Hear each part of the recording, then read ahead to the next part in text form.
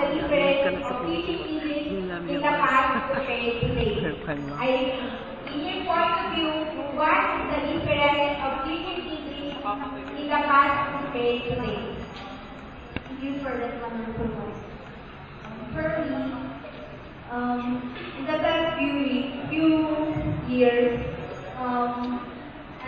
as of now, I think that the teaching of English is worth improving because our generation today is becoming more computer literate and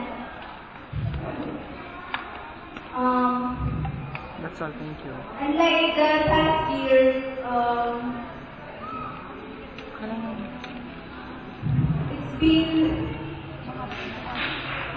it's been hard for some teachers to teach their students because of lack of